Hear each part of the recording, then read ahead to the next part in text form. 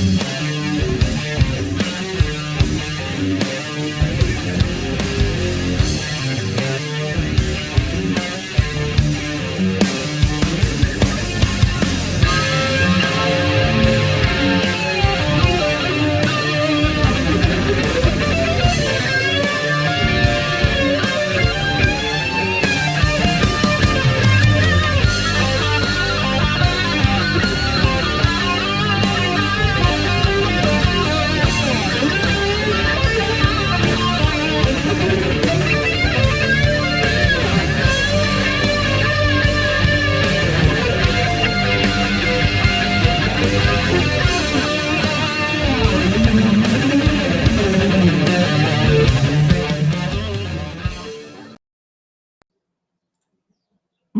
Thank you once again, Lonnie, if you're listening, for that awesome intro, man. You were shredding in that thing, dude. I say it every time I get on here. I listen to it at least a half a dozen times to get pumped up for the podcast. It was awesome. So, no tinfoil hats today. No Mandela effect. No fun with flat Earth commentary today. We are full board recovery with Jen today. Jen, welcome. Thank you so much for coming on the Sober Heathen podcast. Thanks so much for having me. I'm really excited. I've been following you guys for a while. So when I kind of raised my hand, I was like, hey, pick me. And you did. So I'm thrilled to talk to you. Yeah. And you know, we just, I was kind of on a little bit of a hiatus for self-care. Yeah. You know, kind of getting the doldrums and working my way through that. But it's been great to be back and looking at your content. It's great. And we were talking a little bit before we come on. When you posted the podcast link on your feed, you said being sober wasn't enough. Let me tell you why. What does that mean, Jen? So I'll give a little bit of backstory and then I'll explain what I mean by that. So I have been sober 21 months and change. Knock wood, ODAT, one day at a time. You know, and it's my first attempt and hopefully my only attempt at getting sober, though there's no shame in having multiple attempts at getting sober. You know, after my first, first 90 days or so, first, I'd say 4 months or so, I started to think about it and I was like, okay, so I've stopped drinking. And I'm, working with, I'm fortunate that I can work with my doctor and working, I have good friends and support and all that. And I'm not drinking, but nothing else has really changed. And while I was in a program and I was learning a lot about like rigorous honesty and accountability and all of those things that are very important in recovery, I realized that having spent my life pretty much numbing every emotion or creating havoc in most situations, that I didn't have the skill set needed to be more than what I call for myself. And I want to be clear, for myself, just someone that doesn't drink anymore. I didn't want to be the same person but not sober. Now, obviously, we know that when you get sober, there's a lot of things that change. It's a spiritual adventure for a lot of people. It's a big emotional roller coaster for a lot of people. It's all of the above. But for me, I was like, all right, I'm sober. I want to learn how to adapt to society in a way that I never did because I was avoiding it. And I want to build a big life and I want to use my voice to help other people, even though I'm a zygote in sobriety with my time and even more so then. I want to learn more than just what my program at the time was telling me, which was all I have to do is go to like 6 meetings a day and my life will be great. Well, to me, that wasn't a great life. That was sitting in meetings and for some people, they need that. That works. Awesome. For me, I wanted to be where I built kind of my own program with all the tenets of what I've learned. So I could go on to do great things in my career, my relationships and volunteer work and so on and so forth, and not just sit on my Zoom all day being happy about being sober. And I don't want to undermine that for anyone, Because for some people, everybody's bottom is different, everybody's recovery is different. That's amazing. But for me personally, I see a big journey ahead of me where I want to make some change, and I want to help other people where it's been unsafe for them to speak out about recovery, get the help that they need. That was a long answer. That is great. I loved it, every bit of it, especially you start out with the ODAT. I'd never heard that before. That's freaking hilarious. ODAT. Oh man, I'm holding on to that one. Yeah, I obviously if anybody's been listening to like Adam and I or myself on the podcast, there's got to be more to life than meetings every single day, and reading the book every single day. It's awesome. I keep it with me at work. There's one in my backpack. There's so much for somebody that's just coming into it to learn from it. But yeah, you can be sober, and that's good. That allows for other things that's like the seed that allows other things to come in. And like, I think kind of what you're saying too is, there's more to it than that. And I know Adam and I talk about it all the time. I don't want my life to be forever surrounded about my sobriety. I want to have freedom. Exactly. And that's just living a normal life where I don't have to think about it all the time. Right. And you're still surrendering, and you're still accepting that you have the disease, and you have to be conscious of it, and you live the principles and all of those things. But you don't, to me, I found that, sometimes thinking about being an alcoholic all the time made me want to think about alcohol more than I did before. It's kind of a strange effect. And like you said, like I'm the same, like I love the big book. I love the program. Of course, I've taken it. I absorb knowledge. I love Bob Earl. I don't know if you guys have talked about Bob Earl. Absolutely adore his old circuit speaking around the program. I have 164 tattooed behind my ear because that's what matters to me. We won't get into the dogma stuff. That's a whole other conversation. I have the 11-step prayer tattooed on my arm. They're all very important to me, but it scared me. I got scared, and I actually got a sober coach, quite frankly, who got sober in AA and been sober 25 years. I actually got a sober coach that had helped a very good friend of mine get sober. And I said, how do I learn how to we talk a lot about, people talk about experience, strength, and hope. And we talk about hope, but there's not a lot of how to get to the next step. And when you even think about like rehabs, and I didn't go to rehab. I just quit one day and started going to meetings. Awesome. But, and again, I think rehab's great, but sometimes rehabs then send you to sober living, and they don't give you the tools and aftercare, and people end up back in the rehab. So I feel like regardless of your program, whether it's AA, not AA, whether it's, there's so many programs, whether it's rehab, whether it's, I forgot, there's one I really like. It starts with a C. I think you almost have to do a recovery type emotional, physical therapy, just like you would if you'd broken a leg, to get your muscles and bones working the way that they're supposed to, because there's so many things. Like I got into my first relationship. I did the rule. I waited the first year until, after. It's a complete disaster because, there were so many emotional things I just don't know how to handle. I was still swinging to extremes. I was still experiencing addictive behavior. Mm-hmm. I was still making impulsive decisions because that's all I knew. And so I think that's a really important part of that as well. Yeah, for sure. I think using the muscle analogy is really good. If you go to the gym and just bench press the whole time, you're not really working out your entire body. It's just you're focused on one set of muscles and one routine. And I felt like I got strong in AA, and then I needed some other things to get the muscles around that muscle, to work a little bit better. So, agreed. So what is a sober coach? So,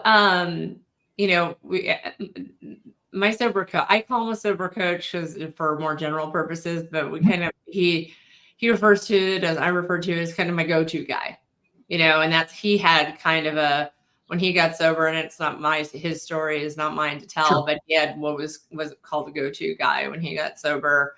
And really, it's someone I do pay, and I'm fortunate that I can do that. But it's someone that helps me, that I go to him. I go to my meetings, I have my sponsor, I do that. I don't go to as many meetings as I used to for the reasons we've talked about.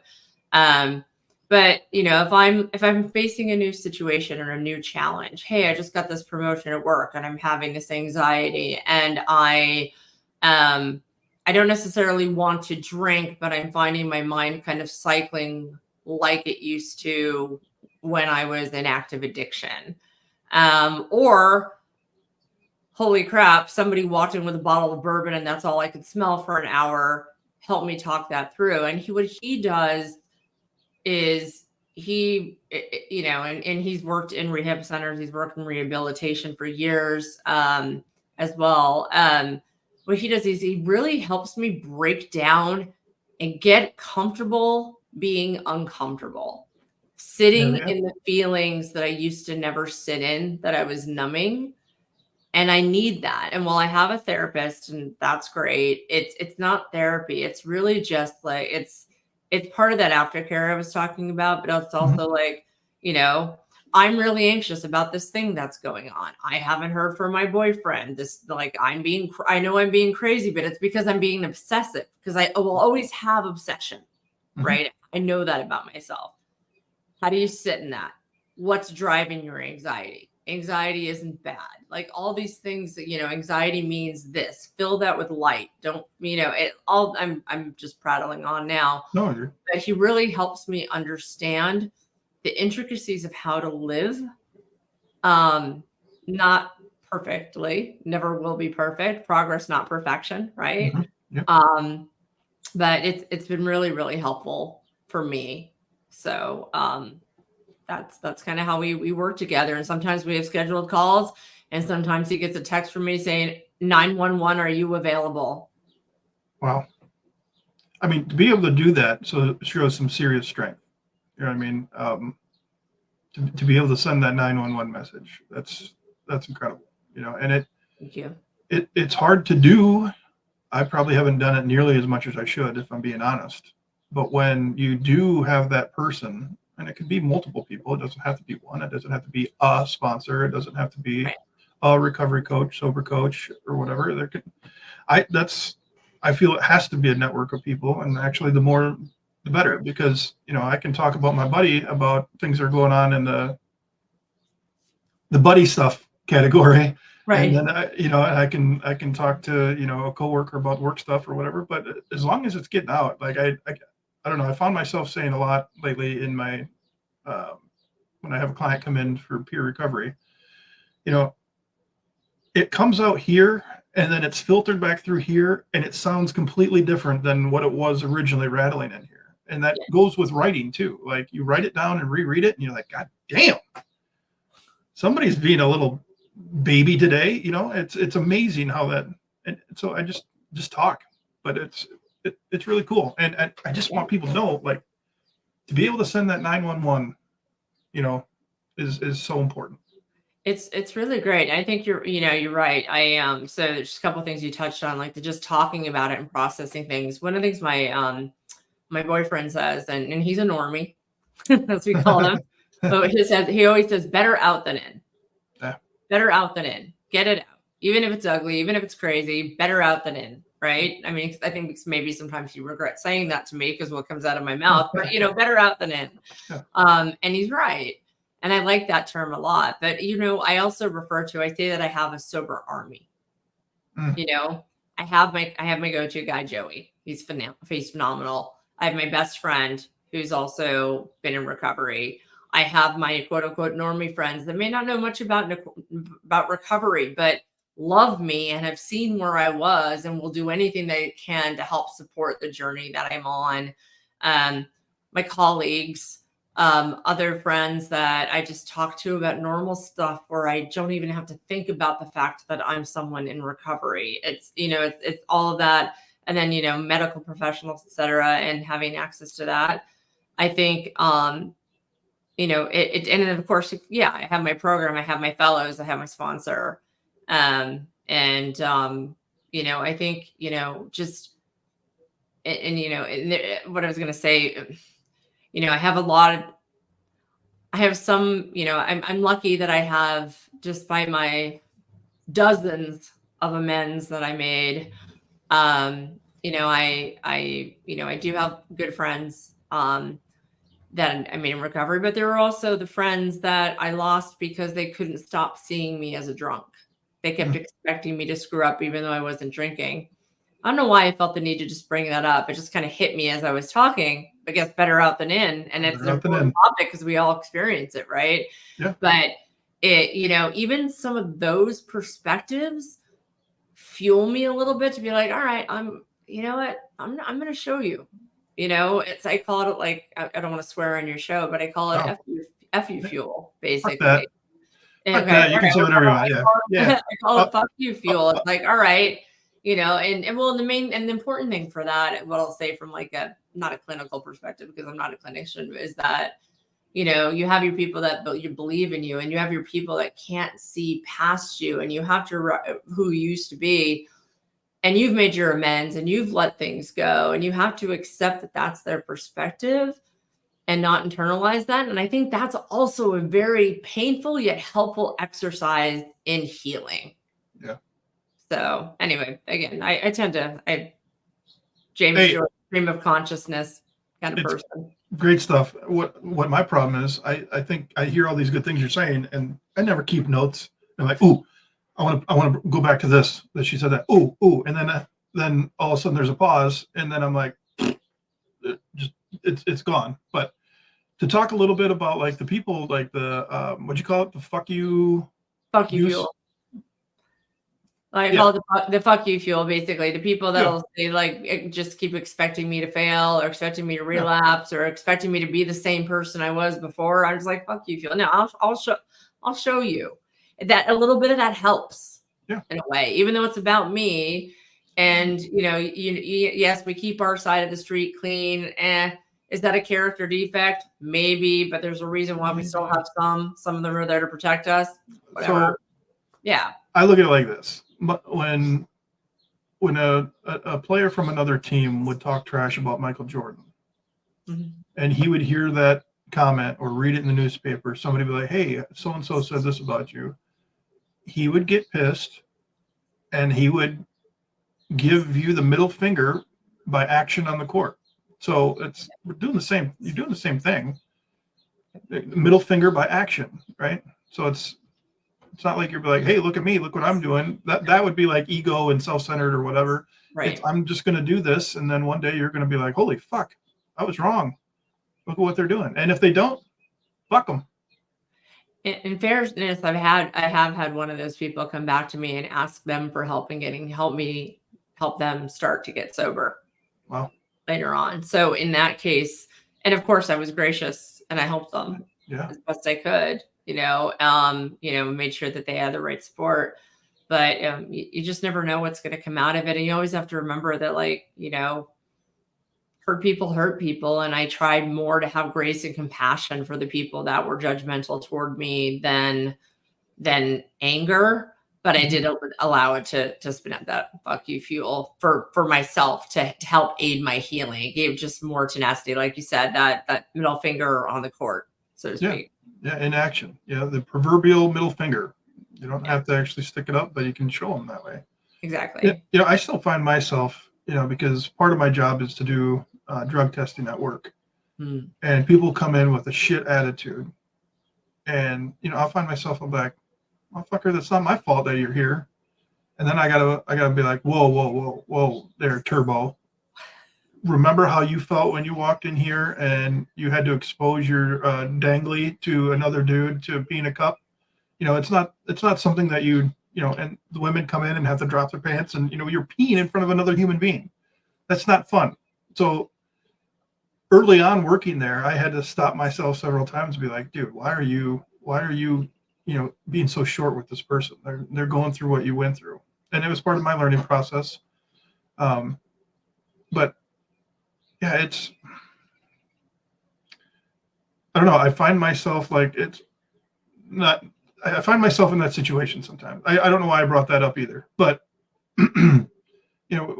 hurt people hurt people. I really like that too. You know what I mean? And obviously, there's things that I got to work out with myself on that. But I remember one thing I wanted to go back. So you just quit on your own. You said, "I'm done. I'm going to do this now." Right? And then I think you said something about bottom. So what if you could pinpoint one thing, or two things, or however many things? What was it? What made you make that decision? It was a series of events over about 4 or 5 months. That I hit the worst of my active addiction. I would say that, it started where I could basically, and I was one of those drinkers where it was 6 p.m. hit and it was party time. And during the workday, I didn't drink. And I thought that I was pulling it off, that I wasn't hungover or woken up dry mouth or vomited all over my couch the night before. But, I don't think I pulled that off. But it was a few things. So I started hitting things really hard. Like I was going like through like 2 handles of vodka a night, 4 bottles of wine. It was out of control. I'm so shocked I was alive after one of my best friends had unalived himself earlier in that year, which was very hard, which is another reason why I try to be very conscientious of helping people getting mental health support in this process as well, right? It's so critical. Yep. And then I fast forward a few months and I was just partying and just blacking out. And I'm shocked I'm still alive at times. And I was at a conference in Las Vegas for work. I work in cybersecurity, and there's a conference every year called Black Hat in August. And I was at the hotel bar, and I actually drank I had to drink a Las Vegas bar out of Old Fashioned mix. And then I didn't show up to something I was supposed to show up to the next day that was very important. And my boss was like, "I thought you outgrew this." Oh. And then that kind of led into me being like, all right, well, screw everyone. I'm fine. They think I have a problem. The denial really hit. And then I would say, I guess some would say I had a soft bottom. I hate that term because a bottom is a bottom. And also Yep. everybody's a yet, right? We're all yets waiting to happen. Yep. I would say I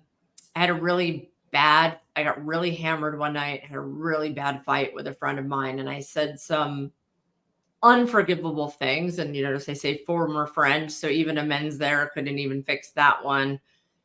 And I woke up with a ringing in my ears and doing the thing where I scrolled through all my texts and checked to see who I pissed off until they were a jerk the night before and where I might have risked my job.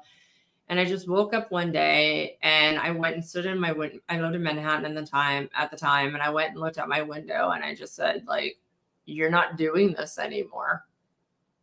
You're not hurting yourself. You're not hurting this anymore, or people anymore."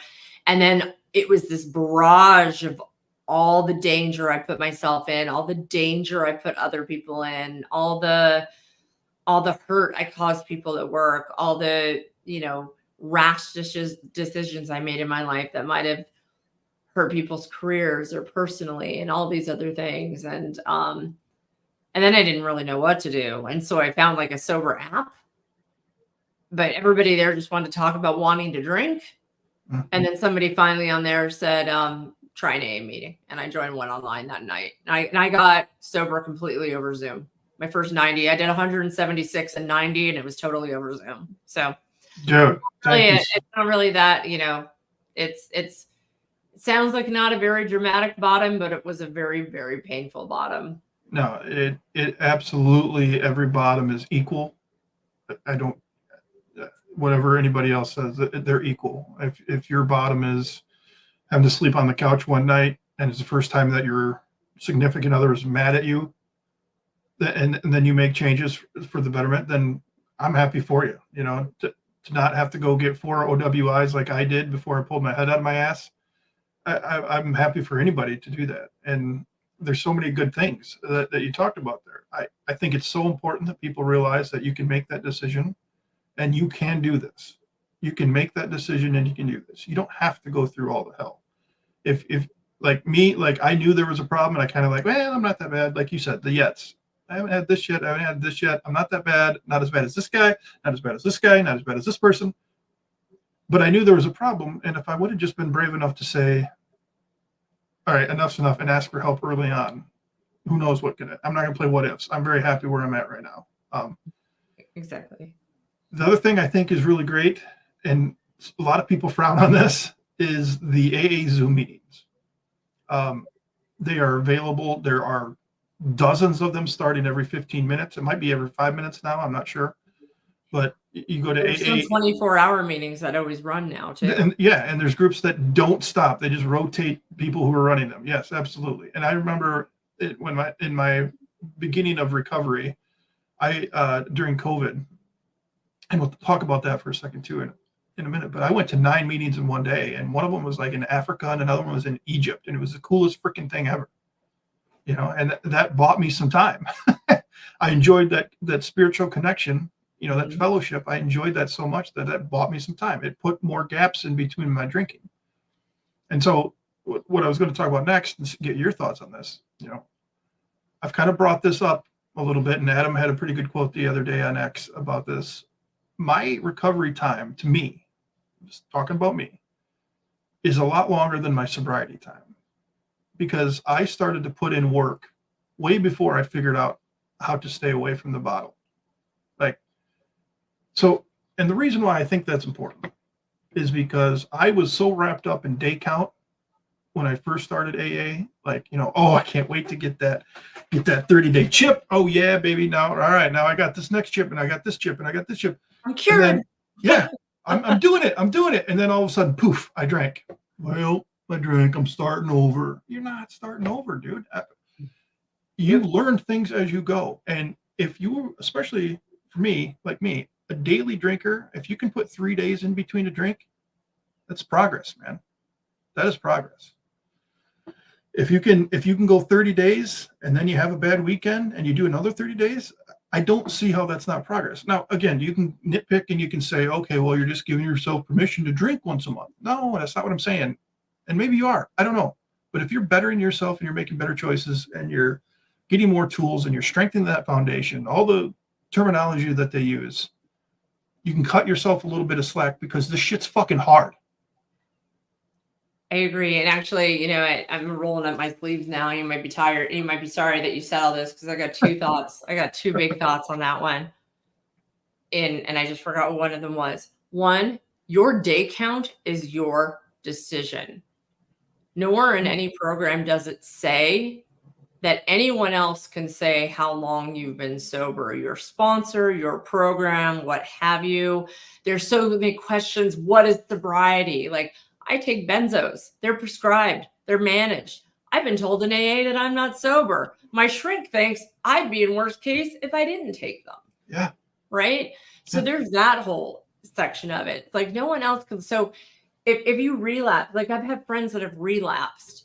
And as my go-to guy, Joey, have said, like, relapse is just part of your recovery story sometimes, right? I've had friends that have relapsed and their sponsors have made them tell the group that they relapsed. And I'm like, why make them do that? And then start the steps over and do all this stuff. You don't forget what you've learned in your journey. And I love what you said about how, your recovery didn't start with your sobriety, and that can apply to anyone, whether they have been consistent. I had a friend that said to me the other day, we just reconnected. He's like, I've been in recovery for 14 years, not consistently sober, but in recovery for 14 years. And what I think is really important about what you said was that I didn't know, you don't know what you don't know. And I didn't know that I was already planting seeds to get sober during my bottom. Because I would wake up. There are those days that you wake up and you're like, why now? Why this? So I'll try this, or I'll try naltrexone, or I'll try just not drinking this day, or I'll try not doing that. But if I didn't do those things, I might not have ended up not drinking at all, for the time that I had. So I think everyone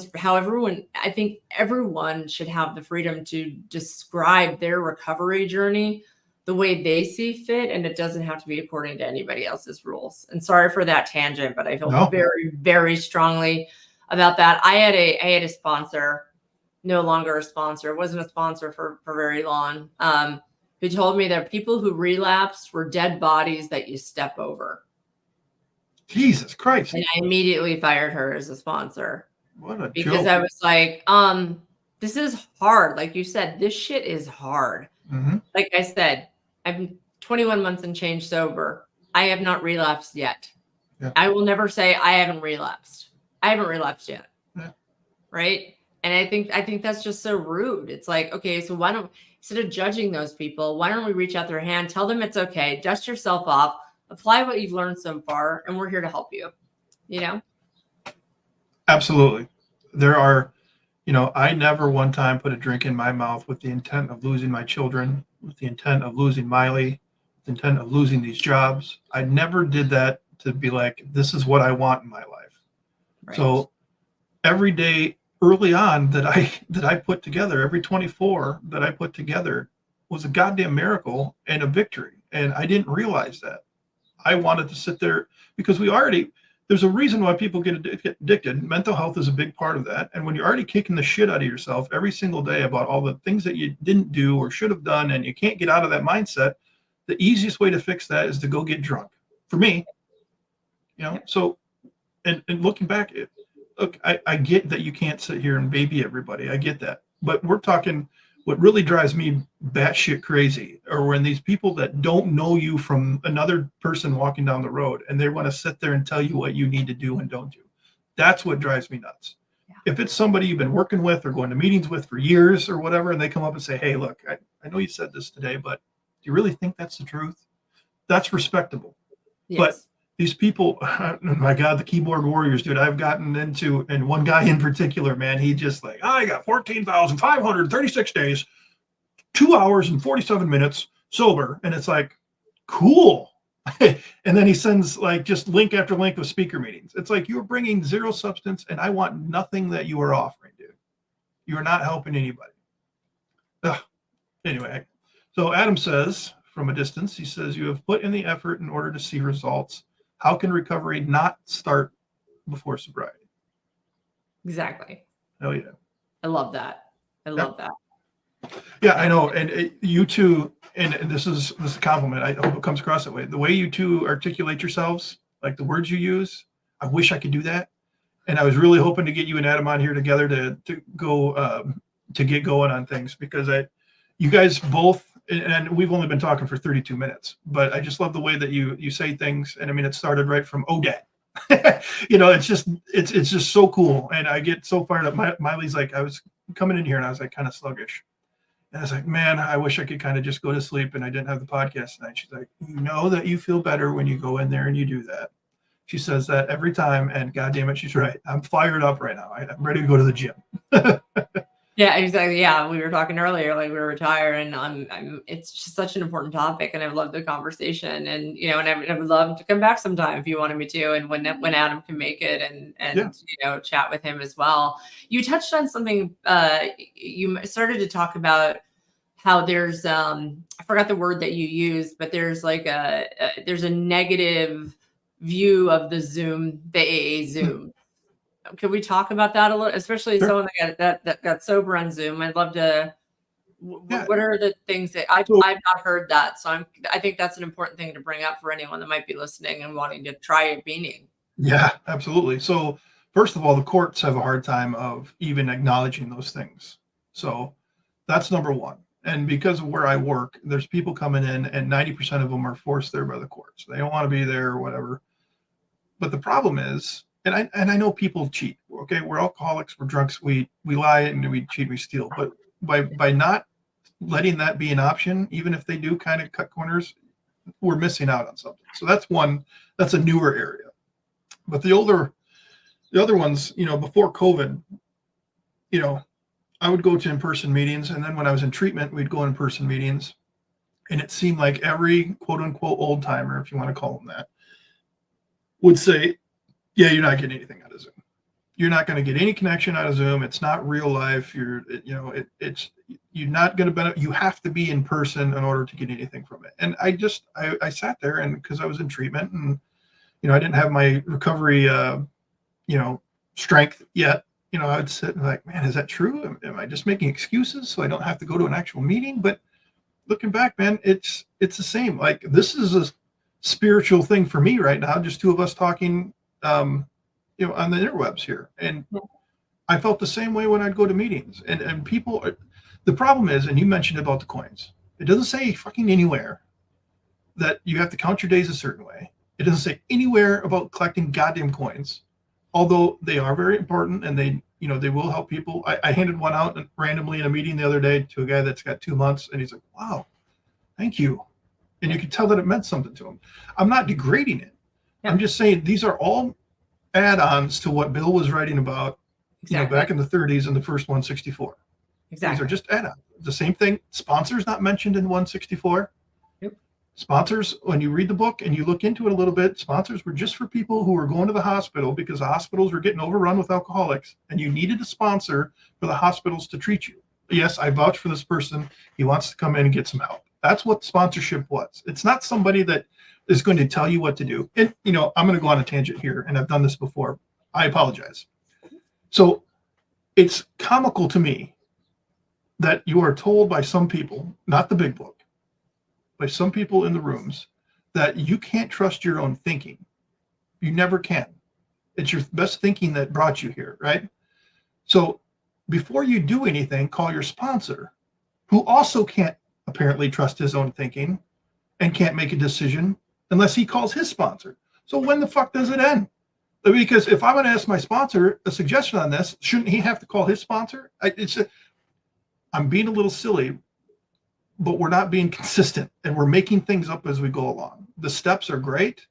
They can guide people down a very healthy road.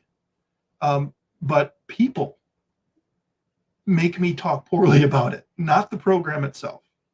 I say, yeah, but I say that all the time. I love stuff. I love the 164. I love some of the stories. If it wasn't for the vicious cycle, which I happened to read on the first day that I landed in a literature meeting when I got sober, I don't know that I would have stayed in. That was the story about the As We See Him guy, because I had a bunch of religious fears going into the program too, which is a whole other thing. But yeah, even in the sponsorship, if you read the sponsorship pamphlet and what it says in the sponsorship pamphlet, people take liberties even with that. And that's stuff that's all, it's not part of the original program. And of course there are things that are evolved and I remember being, I don't know where I'm going on this, but we were talking about the Zoom meeting. Oh, thinking for yourself, we're told go to the second thought, right? Well, if we're not learning anything in these meetings, if we can't trust our own thinking, why are we even doing this? We're doing the steps so we can learn rigorous accountability, so we can face ourselves, so we can learn rigorous honesty. We can do all those things. And that helps us, if we're having trouble, go to the second thought, and hopefully that's our action and not the first. But the people part of it, honestly, I've ebbed and flowed with AA for that reason, because there's the things that I'm told sometimes. I remember I was in a meeting at 6 months, and I was told that, after 2 years, you'll achieve emotional sobriety. And I'm like, know what? Bill Wilson died researching emotional sobriety. Have you ever read Pass It On? And I think they were surprised because I was 6 months in. And if you really dig into some of the things that they did to research sobriety, right?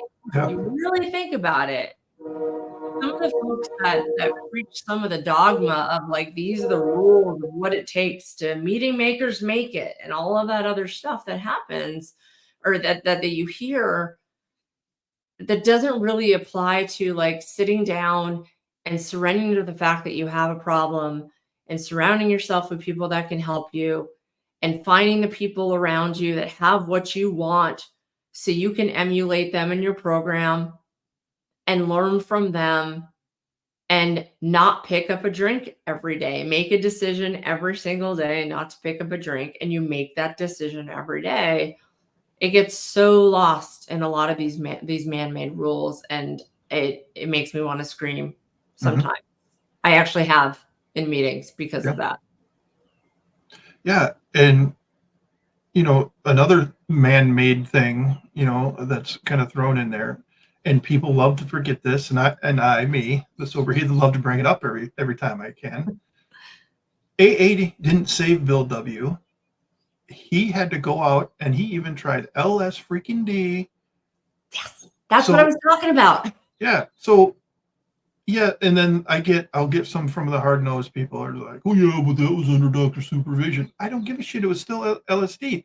He needed something. His mental health wasn't fixed from the program. The program helps you stop drinking and address certain things, the simple things. Bill was still struggling, and it's okay that Bill was still struggling. It's okay that he sought these helps. And like you said, you're taking certain meds, and people are like, oh, you ain't sober. You know what, motherfucker? How many cups of coffee did you have in this meeting? Right. Are you going to go smoke as soon as you get out of here? Well, then don't. And those type of people right there, and they all do. They're all chugging the fucking coffee, and they're all smoking cigarettes.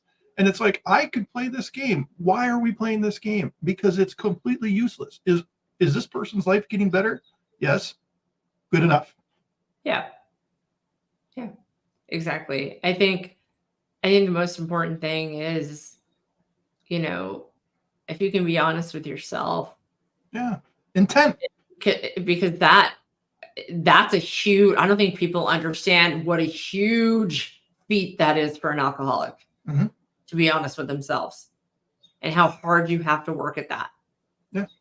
And to make that just part of your fabric. But to me, it's like, are you happy?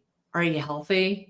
Okay, you picked up a drink. Oh, what I was going to say earlier, you were talking about with the online meetings, and maybe people may cheat or this or that, and you can't tell. But it even says in the big book, if you don't think this works, go out and drink, and we'll welcome you right back. Yeah. Right? A desire to stop drinking is the only requirement to walk through those doors.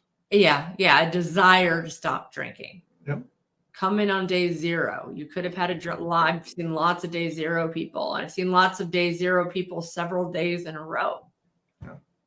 But if you're compassionate, they might get the help they need to save their lives. And I think it just all comes down to compassion. And it will really chaps my hide. And again, I'm only 21 months into this thing, the sobriety, I should say. My recovery has been longer, to Adam's point.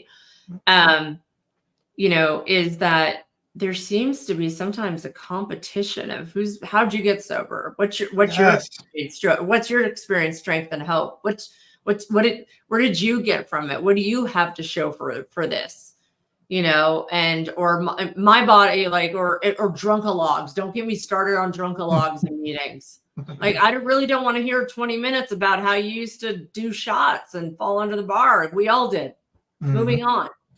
Right. So I think there's just like a lot of judgment, and I keep harping on AA, and I don't really mean to, because I'm so grateful to the steps. I'm so grateful to the big book. I'm so grateful to the work that Bill and Dr. Bob and Evie and others have done. And again, I mentioned Bob Earl. I worship at the altar of Bob Earl. I only wish that I'd gotten sober when he was still alive, so I could see him speaking, because he says truth about the program that no one else would say. You walk in and they say the newcomer's the most important person in the room. No, but he says that the most important person in the room is the person whose butt is in your seat right now. No one else is here to do anything for you. And yes, you show up to meetings to help other people and to be helped and all of that. There's just so much there that I think people ignore, and they don't help other people as much as they should. And now I will get off of my soapbox for the 40th time. Yep. No, you're totally fine. I appreciate this, because this is something that I've talked about a lot in one-on-one podcasts. It's something that Adam and I touch on. And, some people might be like, oh, here we go. We're going down this road again. But I never know when somebody's new is listening and needs to hear this stuff. And it comes up because it's important. Like, I've had, when I say I don't use AA anymore, I've had people tell me, well, then you weren't a real alcoholic. You know what I mean? Yeah, like you weren't. If you can stay sober without AA, you were not a real alcoholic. And I'm like, okay, I guess. These 4 drunk drivings that I got on my record, I guess that's what normal people do. I just, it blows my mind. What is the point of that? You know what I mean? And it's like, well, maybe you should be sober a little longer before you have, you talk about these things. Okay, how long? How long? How long am I supposed to be? And you never get an answer, or you get answers and they're all different from different people. So I guess the message again, and I'm not going to speak for Jen, but the program is good. If you hear people that are saying things that you don't like, you don't need to take what they're serving. You know what I mean? And it's really hard when they start taking your license away or whatever, and your meetings get limited. Just to go back and touch on this, Zoom is phenomenal. And if you're in a case where, the courts won't accept those and it's hard to get signatures that way or whatever, that doesn't mean you can't hit these meetings up. You don't even turn your camera on. Join the meeting, turn your camera on, let them know you're a real person, lay in bed and just listen. And you will get something out of it, I promise. Yep, absolutely. Absolutely agree with you. All right. So before I let you go, I got another message from Adam earlier. And he says, if the conversation goes that way, I'd love to hear her thoughts on addiction not being a moral failing, but AA addressing character defects as a part of the solution. Can you repeat that for me one more time? I'm processing. Yep. He said, since she brought it up, and if the conversation goes that way, I'd love to hear her thoughts on addiction not being a moral failing, but AA addressing character defects as part of the solution. It's a really good comment to bring up, and it's and I think it's a good one to be challenged on. Because if you look at the big book where when we talk about character defects, step 6 and 7, pretty short, right? Mm-hmm. And then they've got drop the rock that people wrote later to try to get you to dig more into that to get on that. But yeah, it's not a moral failing, it's a disease. And it's some will say it's a spiritual disease, some will say it's physical disease, an element. It is not a moral failing. It is not a I didn't decide to go get drunk and end up in some random alley somewhere. That wasn't a moral decision. So why are character defects part of that? That's I don't know that I have the answer to that. And I wish I did. And I wish Adam was on as well too. But I do think it has a place, maybe not in the way that it's put in the program, but I do think that, like, for me, the defects that I have, like the defects that I highlighted for myself when I did those steps, are things that are still defects, because I didn't sit there and be like, suddenly God left all these things for me. I'm no longer ever going to be a jealous person. I'm no longer ever going to be greedy. I am no longer going to not fill the toilet paper after I take the last piece. But I do think it does help look at ourselves honestly, and where maybe we can improve how we interact with other humans. So, is it the most important part of the program? I don't think so.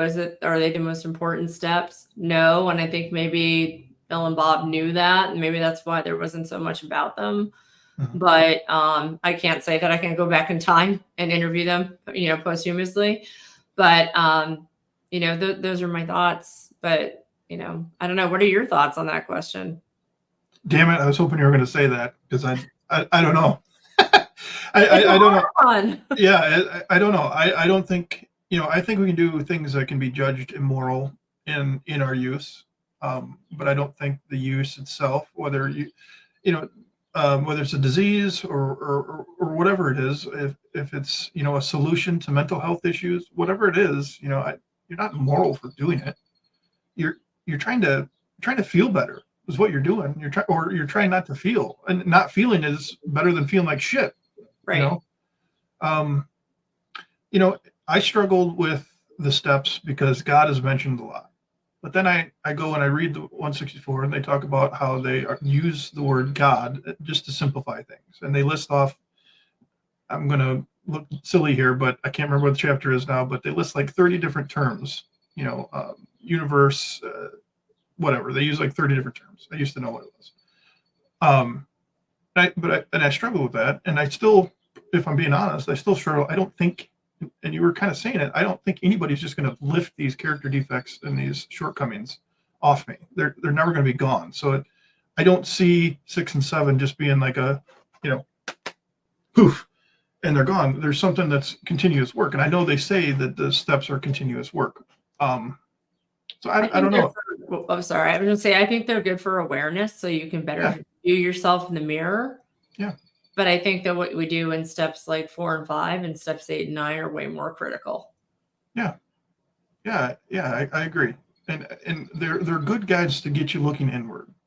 And so when you find yourself like, when am I in recovery? When am I, when am I in sobriety, or whatever term they want to use? It's like, I don't know. But I think a good indication is when you're like, "Ooh, I was just going to say this or do this. I don't think I should do that." That's good. That's a good indicator. You know what I mean? Like, I'm not going to take those few bucks that are laying on the counter to go towards my half pint tonight. I'm not. I just, I don't know. It's all different, and that's the problem. We try to shoehorn it into one way to do it and one way of thinking, and that's impossible because there are no two people that are exactly alike. Well, and that where I think what you're saying leads exactly into kind of like one of the things I said when I had first promoted that I was going to be in the podcast is that I believe that you can create your own program. Mm-hmm. You do enough research, you do enough work, you work with whoever is in your sober army. If you do AA, don't do AA. Like I said, I ebb and flow. I didn't go for 5 months before I hit my 1 year. I still hit my 1 year, and I think, some people don't ever do the steps. The steps are recommended. They're suggested is what it says. They are suggested. They're not required. I chose to do the steps because I was on a thirst for knowledge. And I understand that I'm at a point right now that my knowledge is not as deep as my experience. But what for me is my program, and I struggled with the God thing too. Like that's why the vicious cycle chapter was so important to me. Like step 3 was my hardest. It took me that took me longer than step 9, quite frankly, because of the God piece of it. And I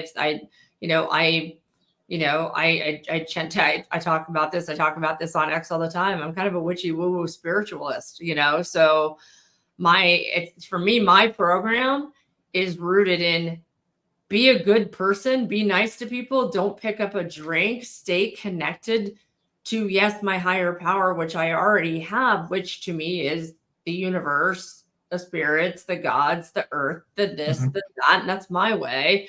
And my own education includes parts of the steps that I really love. It includes the 164. It includes parts of Pass It On. It includes Bob Earl. It includes Robert Downey Jr., who was the comeback hero. It includes, Dax Shepard. It includes all these things. To me, that's all my program. It's not just the meetings I show up to that are my program. And I think that's a really healthy way to look at it, which goes back to Adam's point of recovery doesn't start when you get sober, because you could be doing all of those things to learn before you stop drinking.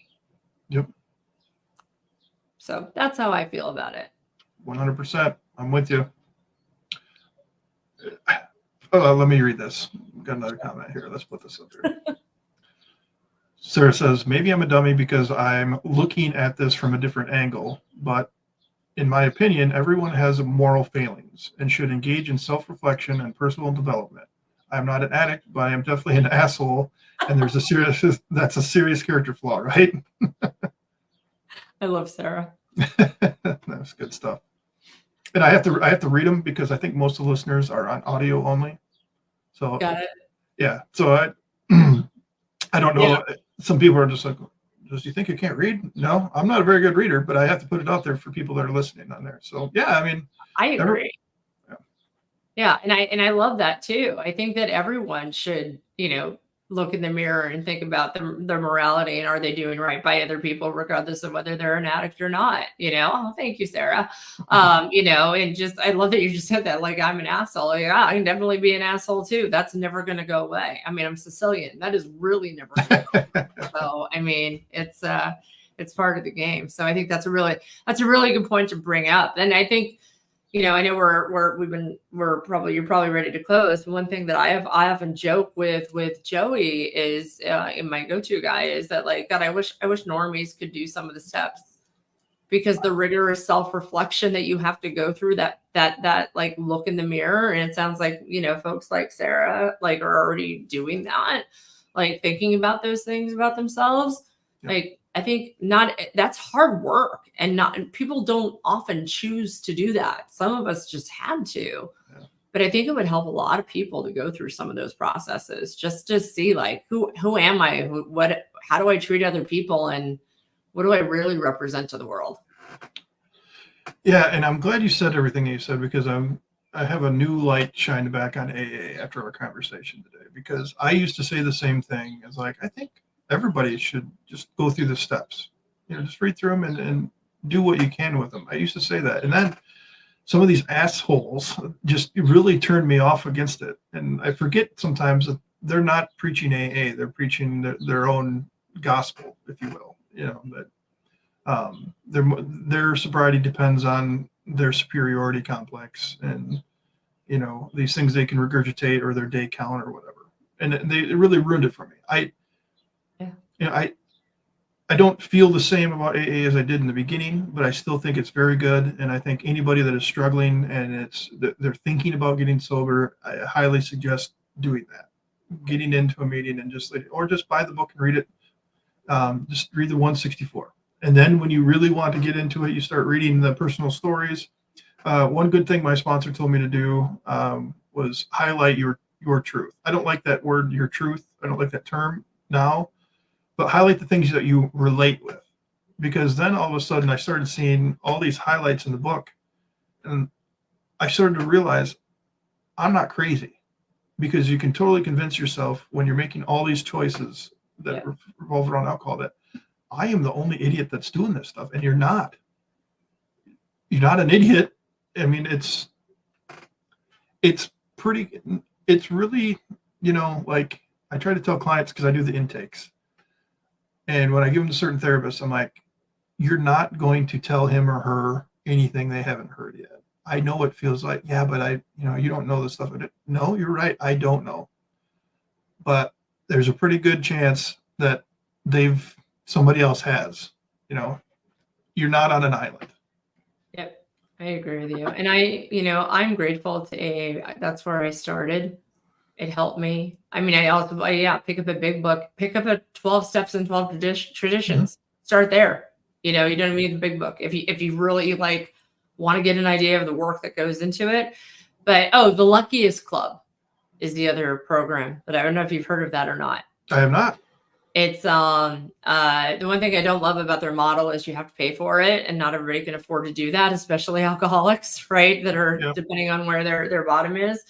But they do have steps in their program. They're not religious based, and they're really based on mental health and mental wellness. Oh, awesome. So it doesn't even have to be like, AA. I'm definitely, but I do think that, like, just there's no wrong way to get sober. There's no wrong way to save your life. Just do whatever works for you. Yeah. I think that's a good thing to end it on. It's your plan. You got to tailor you. This is awesome, Jen, and I definitely like to have you back with Adam. And I know that I have a couple other people. I keep talking about, like, a panel episode. I wonder if I can keep my mouth shut long enough to let everybody else talk. I've never heard of them. Jen, could you repeat that name? It's called the Luckiest Club. And it's there's a book, And then they also have a website where they have online meetings. It's the book. The book is worth checking out. You can get it on Amazon. I think it's like $12. If you want to look into it. The Luckiest Club. Yeah, I'm gonna have to check that out myself. Thanks, Ellie, for the question. That was a good Yes, one. thanks, Ellie. Well, time for the gym, I think. Yeah, The gym's in the basement. there It's you just it's just a couple weights laying around down there. But go. thanks again, Jen. This was really awesome. Seriously, this is such a great motivating thing, and I think a lot of things, important things, were discussed. And you know, only 21 months. I think drop that only because it's 21 months. It's I do that all the time. Yep, you're yeah, right. 21 months. well, and I'd say too, like I'm not even at 2 years yet. I don't even have 2 years. Fuck off, dude. You didn't have 2 days for how long? So appreciate the work that you put in. You're doing great things. I'll post this before we go. Such good relatable stuff, and I thank you both. So Thank you, Ellie. hell yeah, this is fun, and stay in touch. I enjoyed checking out your content, and we'll do this again soon. Okay. Sounds great. Thank you so much. All right. Bye bye, everyone.